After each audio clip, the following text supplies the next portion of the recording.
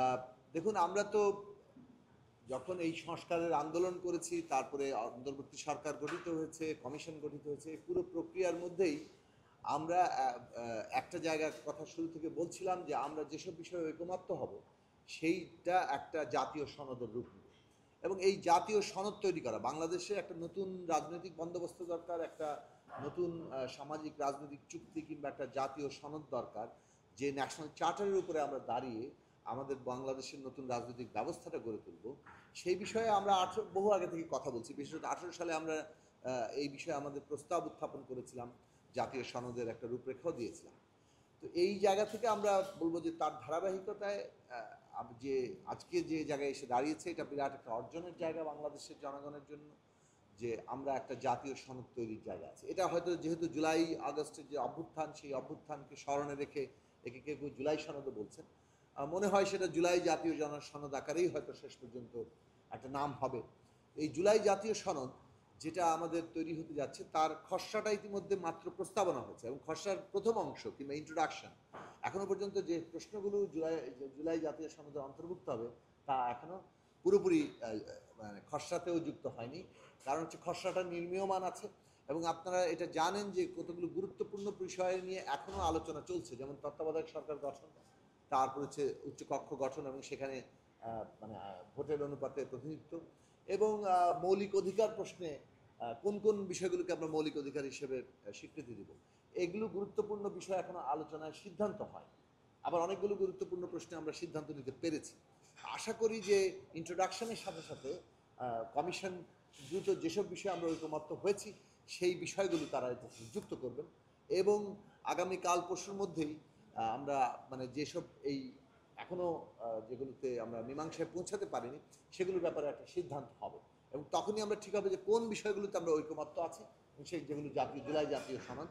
আর যেসব বিষয়ে ঐকমত্য নাই, যেসব বিষয়ে পার্থক্য শেষ পর্যন্ত থেকে যাচ্ছে, সেগুলো নিয়ে জনগণের কাছে যেতে হবে। যার যার দল যে অবস্থান গ্রহণ করে সেটা নিয়ে তারা জনগণের কাছে যাবে। জনগণ যাকে মানে সমর্থন করবেন, বিজয়ী করবেন, তারা সেই অনুযায়ী আসলে পরবর্তী বাংলাদেশের রাজনৈতিক কাঠামোটা দাঁড়াবে।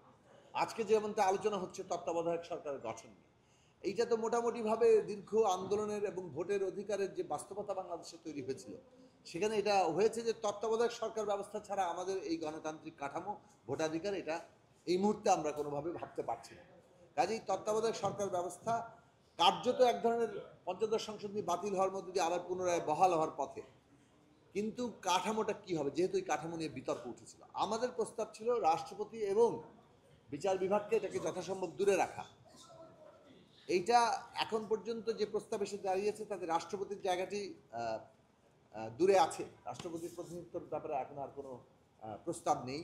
বিচার বিভাগের ক্ষেত্রে কিন্তু দূরে রাখার জায়গাটি শেষ পর্যন্ত আর থাকছে কিনা, যেহেতু শেষ অপশনে ত্রয়োদশ সংশোধনীতে যে বিধান ছিল রাষ্ট্রপতির লাস্ট অপশন বাদ দিয়ে সেটা রাখা, অর্থাৎ সর্বশেষ অবসরপ্রাপ্ত প্রধান বিচারপতি, তিনি না হলে তারপরে প্রধান বিচারপতি, এবং এইভাবে যে চারটি স্তর আছে সেই স্তরটি হচ্ছে সর্বশেষ হবে। প্রথম জায়গাটা ছিল যে একটা বাছাই কমিটি হবে, বাছাই কমিটি যদি সর্বসম্মত সিদ্ধান্ত নিতে না পারে তাহলে র্যাঙ্ক চয়েস পদ্ধতিতে যাবে। এখন যে কতগুলো প্রস্তাব আছে তাতে আমাদের দিক থেকে আমরা আবারও এই জায়গাতে হয়তো নতুন করে ভাবতে হচ্ছে যে আমরা যে 5 জনের সদস্য প্রস্তাব করেছি, সেই 5 জনের মধ্যে যদি এই তৃতীয় বৃহত্তম দল যে প্রস্তাব আছে এটার বাইরে বিচার বিভাগ থেকে একজন, অর্থাৎ প্রধানমন্ত্রী, স্পিকার, বিরোধী দলের নেতা এবং ডেপুটি স্পিকার, সাথে তৃতীয় বৃহত্তম দল, নাকি আসলে বিচার বিভাগ থেকে একজন প্রতিনিধি, এই 5 জনের কাঠামো তারা সর্বসম্মতভাবে ব্যর্থ হলে তখন এটা র্যাঙ্ক চয়েসে যাওয়ার জন্য আরও 2 জনকে সাথে নেওয়া, অথবা এই 5 জনই র্যাঙ্ক চয়েসের মধ্যে যাওয়া। কিন্তু কোনো কোনো দল র্যাঙ্ক চয়েস পদ্ধতিতেই আর তারা যেতে চাচ্ছেন না, অথবা এই পদ্ধতিটার বিষয়ে সিদ্ধান্ত কী হবে সেটা পরবর্তী সংসদ অথবা জনপ্রতিনিধিদের হাতে ছেড়ে দিতে চাইছেন। এই বিষয়ে এখনো পর্যন্ত মত পার্থক্য আছে। এইটা ব্যাপারটা ছিল যে সর্বসম্মত, তারপর র্যাঙ্ক চয়েসে ফেল করলে তখন হচ্ছে ত্রয়োদশ সংশোধনীর কাঠামোতে যাওয়া। মাঝখানের এই জায়গাটা নিয়ে এখনো তর্ক চলছে যে র্যাঙ্ক চয়েস আদৌ থাকবে কি থাকবে না। এই আলোচনা আসলে প্রায় অন্তত 5 দিন ধরে, 4-5 দিন ধরে এই আলোচনা হয়েছে, চলছে আলোচনা। আসলে জুলাই মাসের অভ্যুত্থানের 5ই আগস্টের মধ্যে আমরা এটা করতে চাই, এই অভিপ্রায় থেকে কিন্তু আমরা মানে মনে হচ্ছে যে আমরা কেন হতে পারছি না। কিন্তু আমরা এমন একটা বিষয়গুলো নিয়ে আলোচনা করছি, যে আলোচনাটা একটা একটা একটা দেশ, একটা মানে জনগোষ্ঠীর জীবনে, রাজনৈতিক জীবনে অত্যন্ত গুরুত্বপূর্ণ, এবং এইসব বিষয়ে আসলে আরও দীর্ঘ আলোচনার প্রয়োজন হতে পারে, এবং বহুদিন আলোচনা করতে করতে হয়তো আমরা একটা ঐকমত্যে আসতে পারি। কারণ এটা আমাদের দেশের পরবর্তী বহুদিন বছরের ইতিহাসকে, রাজনীতিকে, সমস্ত মানে আমাদের ক্ষমতা ব্যবস্থাকে এটা এটা পরিচালিত করবে। কাজে এর গুরুত্বের জায়গাটা আমাদের সর্বাধিক গুরুত্বপূর্ণ, এবং সেই দিক থেকে এখানে আসলে আলোচনার জন্য বরং সময় কম, সেটাই প্রতীয়মান।